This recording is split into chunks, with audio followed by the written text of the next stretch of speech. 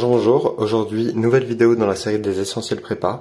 On va montrer un théorème super important en théorie des polynômes qui est le théorème de D'Alembert-Gauss. Ce théorème, c'est le théorème qui dit que tout polynôme à coefficient dense admet une racine densée, au moins une. Pas forcément qu'une seule, hein, mais au moins une.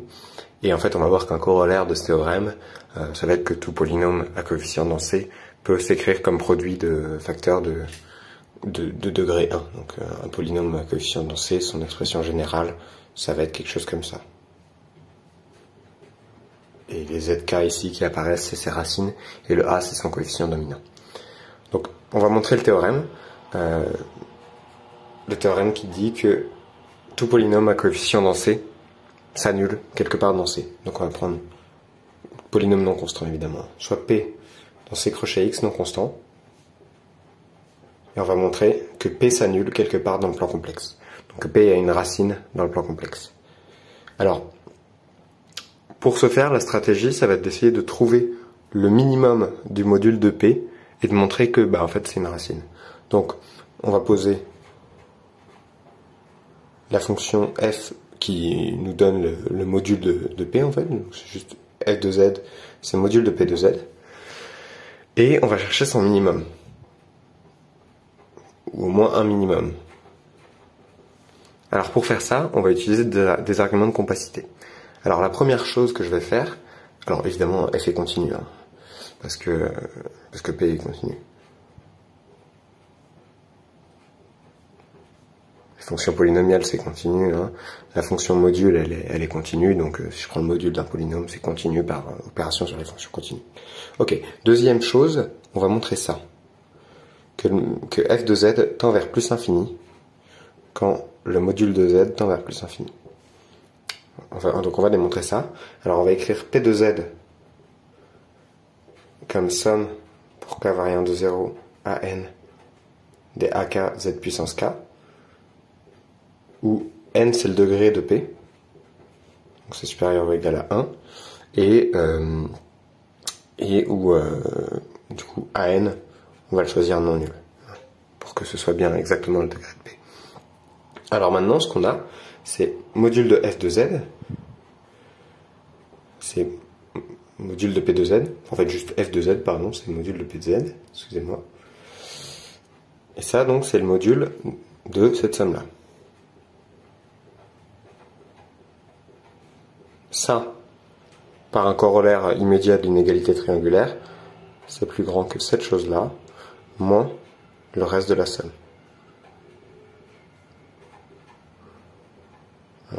Une manière de voir ça, c'est juste de passer ça de l'autre côté et d'utiliser l'inégalité triangulaire là-dessus en écrivant que cette chose-là, c'est tout le polynôme moins ça. Je vais peut-être juste écrire rapidement la justification de cette inégalité-là. Donc, cette inégalité que je vais appeler étoile, c'est juste écrire que ANZN, c'est la même chose que toute la somme moins la somme jusqu'à n-1. Et après, par inégalité triangulaire, c'est plus petit que ça, plus ça. Toute la somme jusqu'à n-1. Voilà.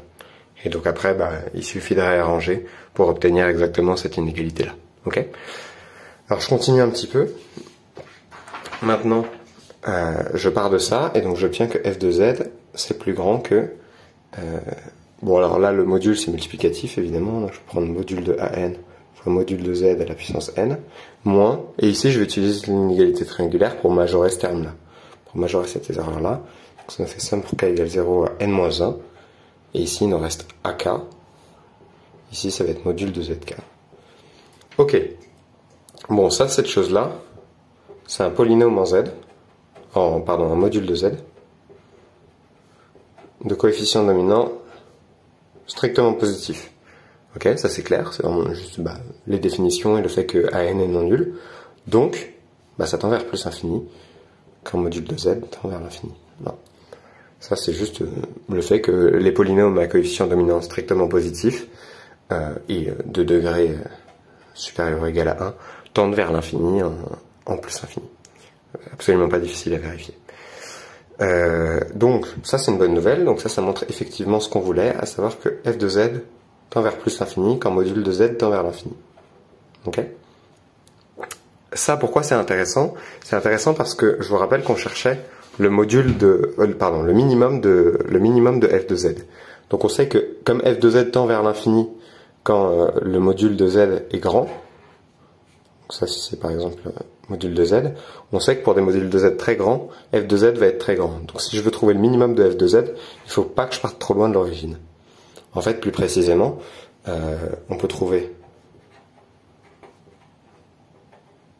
R strictement positif tel que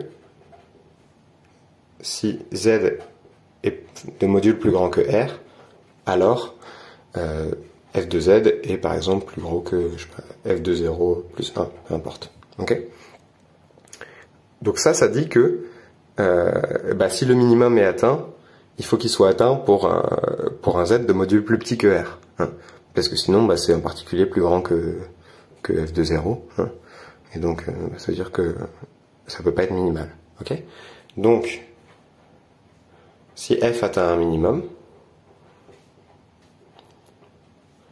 c'est dans cette chose-là. Ça, c'est juste le disque de centre 0 et de rayon R. Ok? Et donc, en fait, si je veux espérer trouver un minimum de f, ce sera là-dedans. Mais en fait, on peut en trouver un là-dedans. Parce que cette chose-là, c'est compact. Pourquoi? Parce que c'est fermé. Ça, c'est clair, c'est une boule fermée pour la norme habituelle. Et c'est borné. Bah oui, c'est borné, hein, c'est borné par R, tout simplement. Donc c'est compact. Donc, f continue sur le compact T0R. Elle atteint son minimum. Elle atteint son minimum sur ce compact-là. Elle a un minimum, elle l'atteint.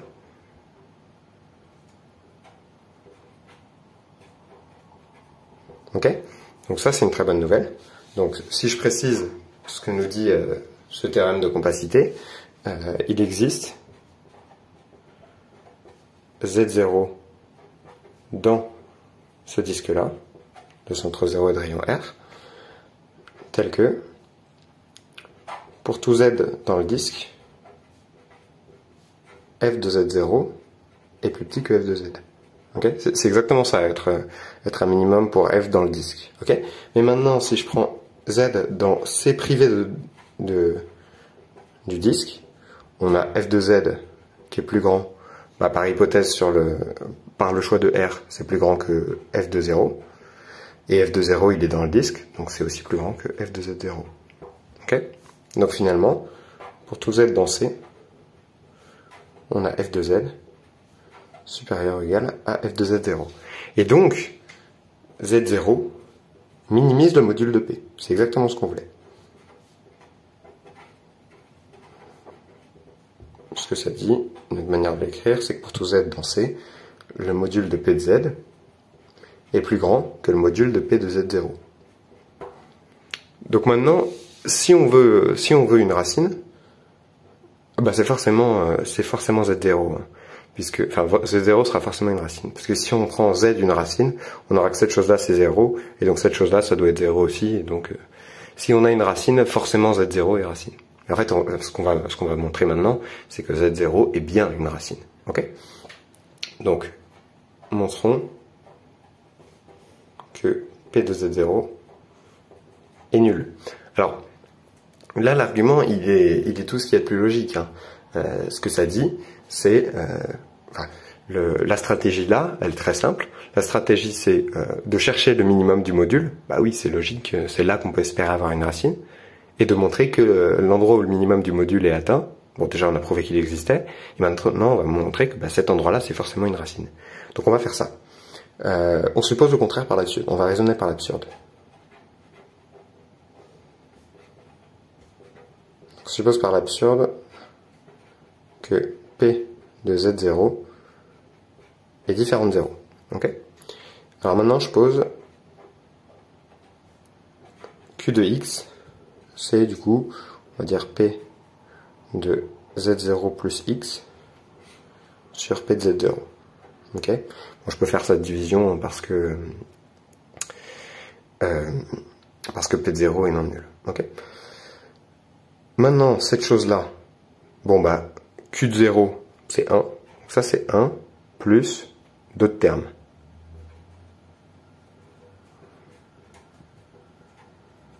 Donc c'est 1 plus des termes en x puissance k pour k plus grand que m, pour k plus grand que 1. Ok. Maintenant, p est non constant. Donc q est non constant. Ok. Donc ça nous dit que les termes en x puissance k qui sont ici, bah il y en a forcément vraiment au moins un. Ok. Donc on peut écrire q de x égale 1 plus a fois x puissance h plus des termes en x puissance k où k est plus grand que h. Et là, l'hypothèse que je fais, c'est a différent de 0. Okay. Donc ce que ça dit, c'est que en fait, a, si vous voulez, c'est le plus petit nombre tel qu'on ait un terme en x puissance h après a, après le 1. Je sais qu'il y a forcément des termes, donc je prends le premier qui est non nul. Je sais qu'il y a forcément des termes non nuls, parce que p est non constant, donc q non constant. Donc je prends le premier terme non nul, bon bah sa puissance je l'appelle h, et le coefficient devant je l'appelle a, parce que c'est comme ça, j'ai envie de le faire comme ça. Okay. Alors, maintenant, l'idée, ça va être d'obtenir une contradiction en montrant que sur un petit voisinage de Z0, on peut trouver des points Z tels que P de Z va être plus petit que P de Z0. Alors comment on va faire ça? Donc l'idée, on veut trouver on va dire Z tel que module de Q de Z est strictement plus petit que 1. En effet, si on a ça,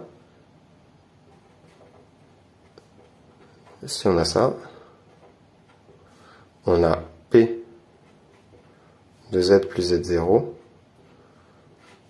sur P de Z0 qui est strictement plus petit que 1, et ça donne P de Z plus Z0 strictement plus petit que module de P de Z0, et ça c'est absurde. Ok? Donc pour conclure, pour avoir cette contradiction, qui contredit, je rappelle, la minimalité de module de P de Z0, il faut trouver un point en voisinage de Q, tel que module de Q de Z est strictement plus petit que 1. Okay? Et Q, j'ai cette expression-là. Bon, bah, on va y arriver. Alors pour ça, je pose A, je vais l'écrire sous la forme R exponentielle de I phi, parce que ça m'arrange.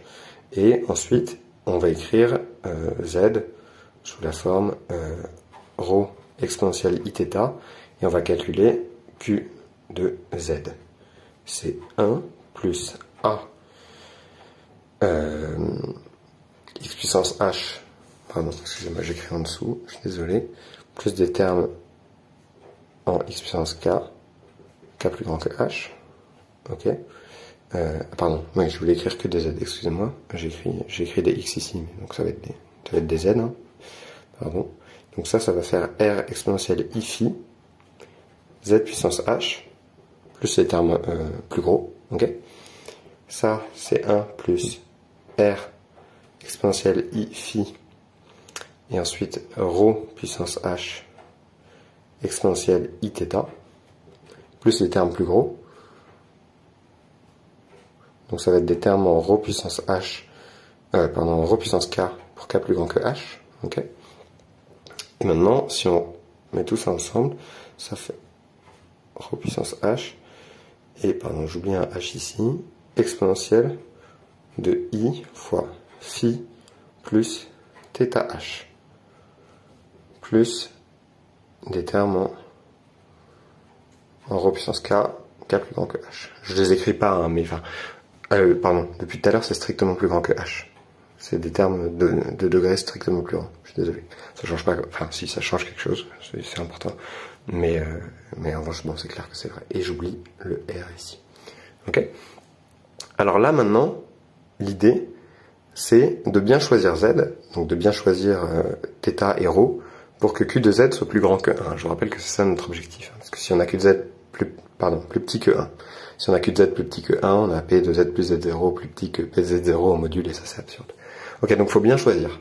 Donc pour bien choisir ça, il faut partir ici dans la direction opposée à 1. Donc il faudrait que l'exponentielle ici, ce soit par exemple, mettons, moins 1.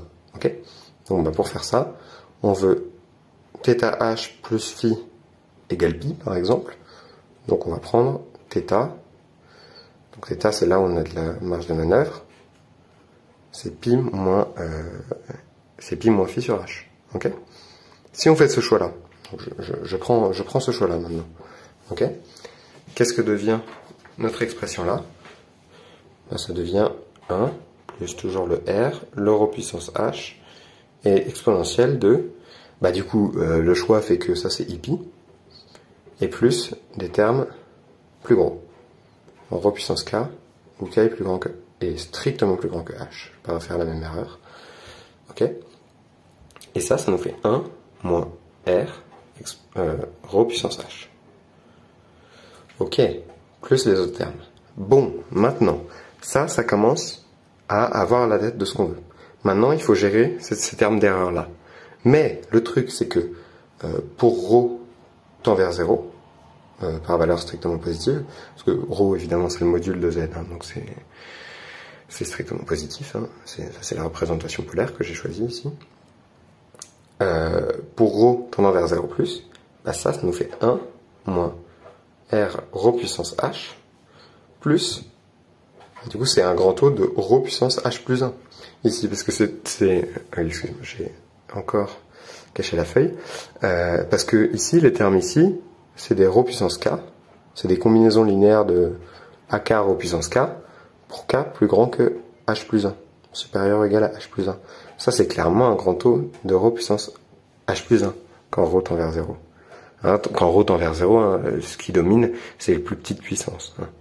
On a ρ puissance, mettons, je sais pas moi, h plus 2, c'est un grand taux de ρ puissance h plus 1. Ouais, c'est ça. Si je prends h plus 3, c'est aussi un grand taux de ρ puissance h plus 1, etc.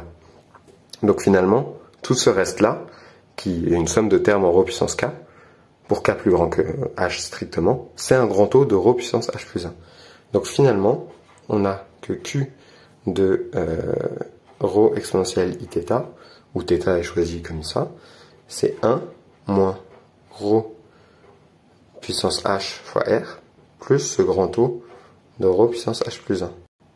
Donc je récapitule, on était arrivé à montrer que pour un certain bon choix de θ, et pour ρ qui tend vers 0+, on a q de ρ exponentielle iθ qui va avoir ce développement asymptotique là. Donc 1 moins un truc plus un grand taux de quelque chose. Ok. Maintenant l'idée ça va être de passer au module, parce que ce qui nous intéresse, je vous rappelle, c'est le module de q.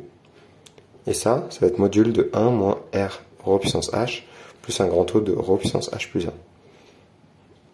Ok. Et le truc c'est que comme on est au voisinage de 1, bah, le développement asymptotique de la fonction module, bah, c'est le même que de la fonction identité. Okay. Donc ça va nous donner 1 moins ρ moins r ρ puissance h plus un grand taux de ρ puissance h plus 1. Okay. Et ça, c'est 1 moins r ρ puissance h plus un petit taux de ρ puissance h plus 1. Pardon, de ρ puissance h. Okay. Ρ puissance h plus 1, c'est un petit taux de ρ puissance h, un voisinage de 0. Okay. Bon, maintenant, ce que ça dit, c'est que q de ρ exponentielle iθ en module moins 1, c'est équivalent à moins r ρ puissance h. Ça c'est juste parce que bah, ça c'est un petit taux de ça. Donc bah, c'est la définition de l'équivalent en fait. Mais ça c'est strictement négatif. Donc ce truc là, c'est équivalent pour ρ tend vers 0+, hein, je vous rappelle, un truc strictement négatif. Donc c'est assez, pour ρ assez petit, c'est négatif.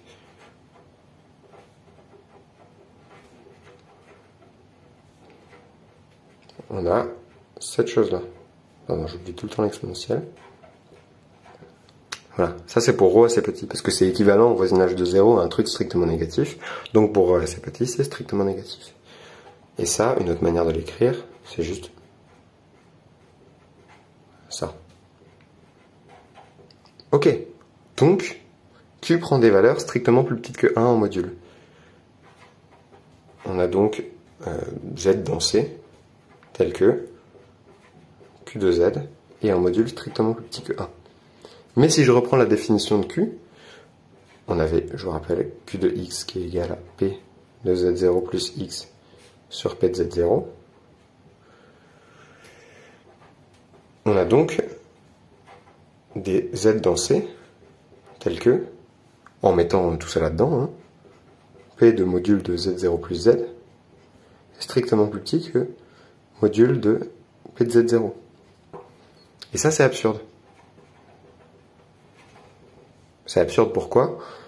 Car module de P de Z0 est minimal. Et donc là, on a atteint une contradiction, et donc on a démontré le théorème d'Alembert-Gauss. Parce que la seule hypothèse qu'on avait faite, c'est que P ne s'annulait pas. Enfin, non, on avait supposé que P de Z0 était non nul. Donc finalement, on n'a que P de Z0 égale 0 par l'absurde. Voilà. On avait supposé que P de Z0 était non nul, et là, on en déduit une contradiction. Alors, c'est une preuve compliquée, hein. Je vais peut-être récapituler les arguments, et vous pourrez vérifier chez vous si vous avez bien compris. Essayez de la refaire de votre côté, ça peut être un très bon moyen de vérifier ça. Donc les arguments de cette preuve. C'est une preuve hyper importante, hein. Et c'est une très belle preuve parce qu'elle est quand même très simple, mais elle montre quelque chose d'assez compliqué en fait. Alors, première chose, considérez f de z égale module de p de z, et trouver le minimum de f par compacité. Ok? Ce minimum, on dit qu'il est atteint en Z0. Ok? Ensuite, supposer par l'absurde que P ne s'annule pas en Z0. Et encore une fois, c'est normal en fait de supposer ça. Parce que un endroit où le module de P est minimal, c'est un très très bon candidat pour être une racine. En fait, c'est le candidat idéal. Donc, on a toutes les chances de penser que P de Z0 est nul. Donc, on suppose le contraire par l'absurde. Ça nous donne des choses à utiliser, des hypothèses à utiliser, et en fait, ça marche. Et ensuite, montrer que pour des Z bien choisis, autour de Z0, on a P de Z strictement plus petit que P de Z0 en module. Et ça, c'est absurde. Alors, cette troisième étape là, moi je l'ai faite en posant Q de X égale P de X plus Z0 sur P de Z0. C'est une étape de normalisation et c'est pas du tout nécessaire. Mais bon, je trouve ça pratique parce que ça permet d'avoir un seul terme à gérer. Par exemple, là, on avait juste du 1. Le terme en 1, il n'y a pas de paramètre, il y a juste le paramètre A et le H à gérer, mais en fait, c'est pas spécialement important. Et voilà, donc c'est ces trois étapes-là qui donnent le résultat. On cherche le minimum du module, on suppose par l'absurde que c'est pas une racine, et on montre que dans ce cas-là, autour, on peut descendre un peu en fait. Et si on peut descendre un peu, c'est que c'était pas le minimum. Voilà. Donc c'est comme ça qu'on démontre le théorème. Alors maintenant, par récurrence, en fait, on peut factoriser les polynômes, hein, parce que si P s'annule en Z, mettons Z1, alors par division euclidienne, on peut écrire P égale X moins Z1 fois Q de X. Ça, c'est une division euclidienne, hein. Je vous laisse vérifier les détails. Mais c'est rien de difficile quand vous connaissez la division euclidienne. Ok? Donc ensuite, on applique le théorème à Q. Et donc on peut écrire Q égale X moins Z2 fois R, etc.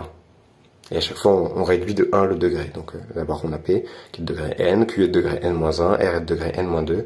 Et en appliquant ça N fois, on arrive à P égale produit pour K variant de 1 à N des X moins ZK fois une constante. Qui est en fait le coefficient dominant du polynôme, si vous voulez. Okay. Donc juste ce que ça dit, c'est que une fois qu'on a démontré le théorème important, qui dit que tout polynôme s'annule, après c'est juste une récurrence super simple pour montrer qu'ils sont scindés à racines densées, qu'on peut les écrire comme produit monome. C'est juste la division euclidienne et une récurrence. Mais le point important, c'est vraiment de montrer que tout polynôme s'annule, et c'est ce qu'on a fait. Donc voilà pour cette vidéo, j'espère que ça vous a plu. N'hésitez pas à me laisser des suggestions de contenu qui vous intéresse, ou d'exos qui vous semblent difficiles, intéressants, ou à aborder, ou utiles, ou peu importe, enfin, ce qui vous tente, ou même des idées de théorèmes de ce genre-là, que je pourrais démontrer en vidéo. Voilà, merci beaucoup.